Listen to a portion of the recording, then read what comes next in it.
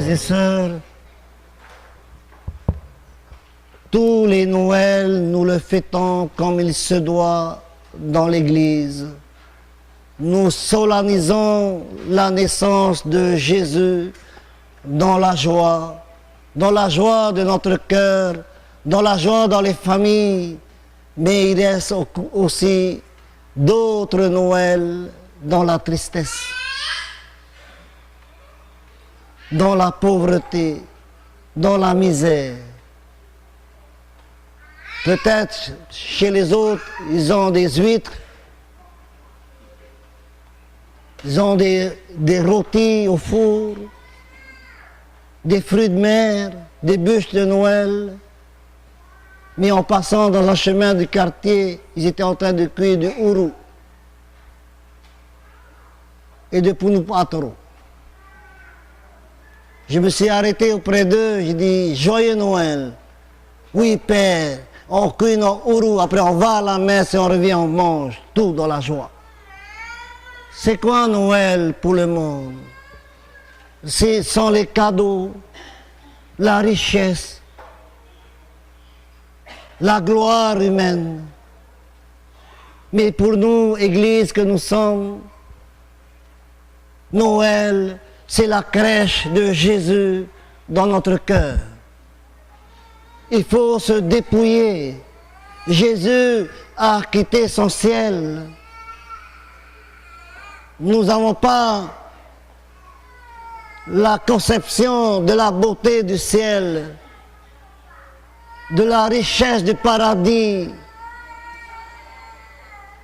plus beau, plus pur que tous les merveilles du monde. Il a quitté pour habiter et épouser la pauvreté. Il s'est dépouillé de tout. Il nous a fait comprendre quelque chose. Voilà le Noël que j'attends. C'est cette richesse divine dans notre cœur. Alors Jésus n'est pas habité là, dans cette crèche, mais dans la crèche de ton cœur, de ta maison, de ta prière, de ta foi. C'est là que Jésus voudrait habiter, chez nous. Il voudrait, en quittant son ciel, frères et sœurs, créer un autre ciel, c'est-à-dire ta vie. Ça doit être un ciel pour Jésus, une deuxième maison, un deuxième paradis, c'est notre vie.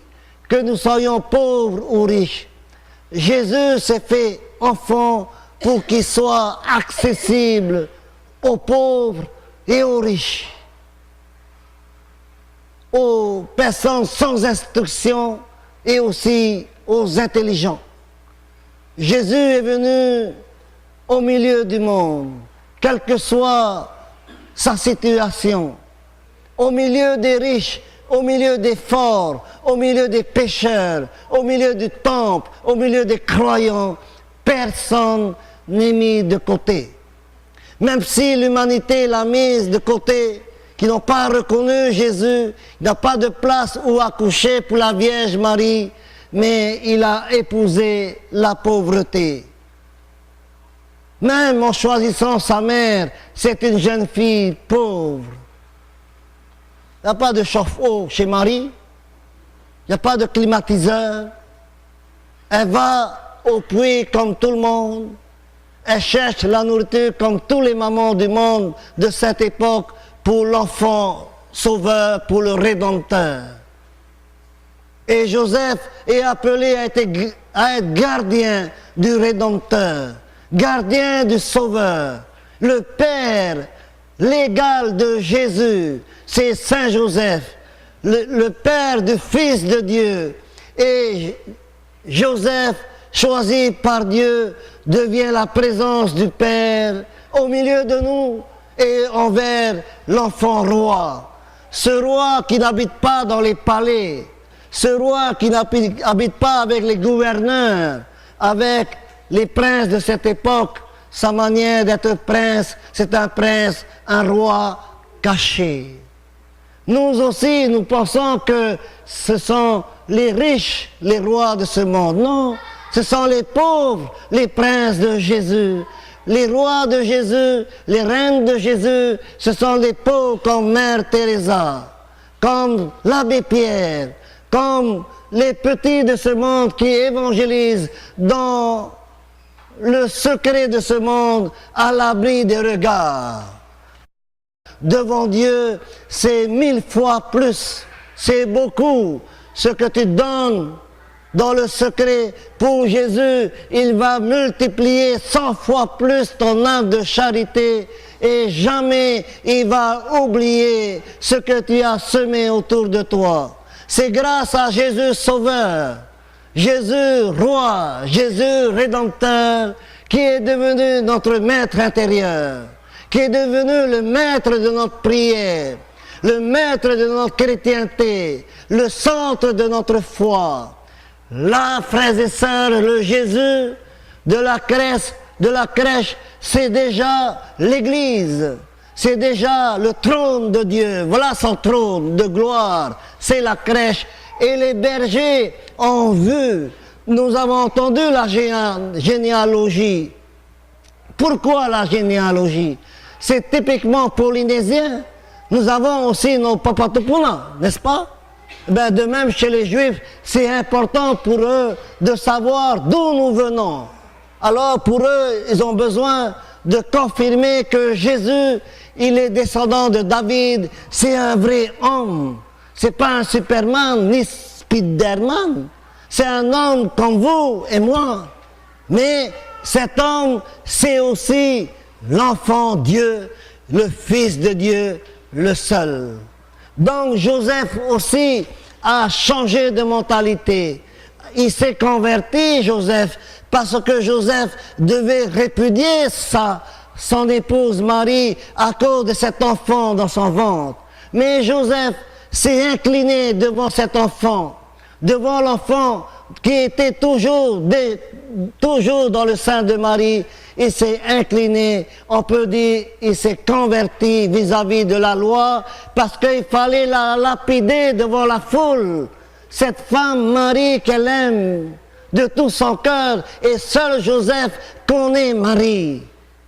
Alors, il n'y a pas besoin de se disputer de cet enfant.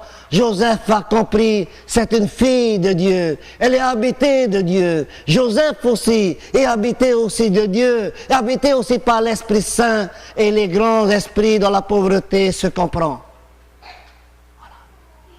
Mais le soir, l'intervention de l'ange Gabriel à Joseph: ne crains pas de prendre chez toi Marie, ton épouse, car l'enfant qui est en elle vient de l'Esprit Saint. C'est le roi des rois, c'est le Seigneur de gloire, c'est le roi, le Rédempteur. Il nous tend les mains, ce petit, dès sa naissance, en sortant du sein de sa maman, et il nous accueille.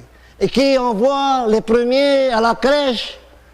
Les pauvres, les bergers, les pauvres de cœur, c'est-à-dire les rois puissants mais humbles. On peut être riche, on peut être roi, on peut être super intelligent, mais on peut aussi être serviteur, disciple de Jésus, de cet enfant roi. Avec notre intelligence, avec nos comptes en banque, avec nos carnets d'échecs, tu peux devenir disciple de Jésus, tu peux suivre Jésus. Jésus te respecte et t'aime tel que tu es. Jésus voudrait des disciples, nous sommes des pécheurs. Malgré les péchés que nous faisons, Jésus nous invite à le suivre. Dès le commencement, voilà l'évangile, c'est la naissance de Jésus, la révélation du Père à toute l'humanité.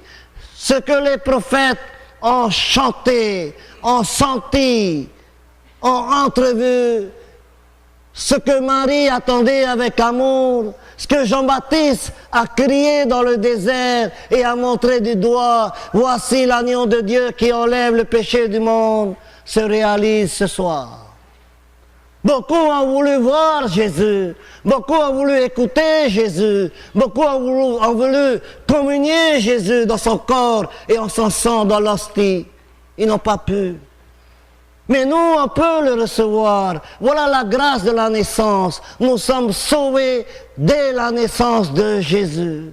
Et Marie, dans son humilité, malgré elle sentait peut-être dans son intuition maternelle qu'elle va souffrir aussi avec son fils, elle a dit oui. Pour qui il a dit oui? Il a dit d'abord oui pour Dieu, à cause de Dieu et pour nous sauver, pour nous libérer de nos péchés, pour nous donner une autre vie, une vie nouvelle dans la naissance de Jésus.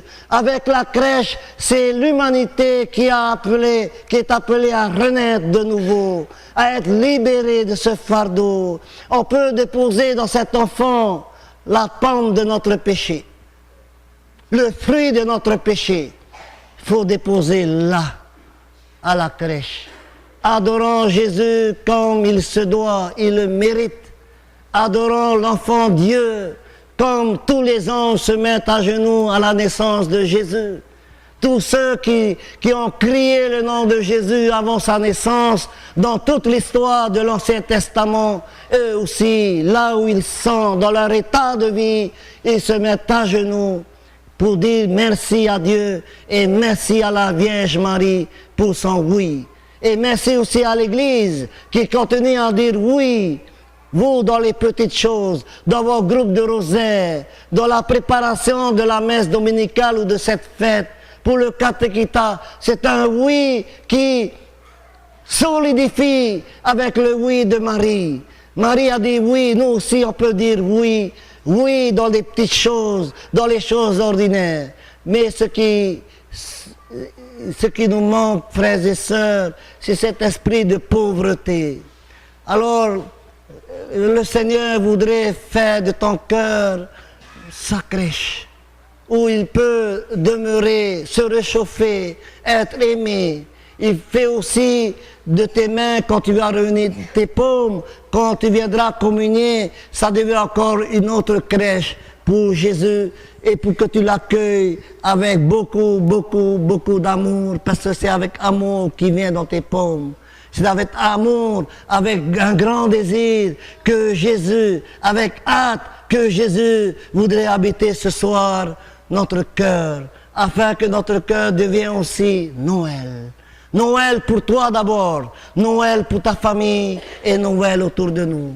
Au nom du Père et du Fils et du Saint-Esprit. Amen.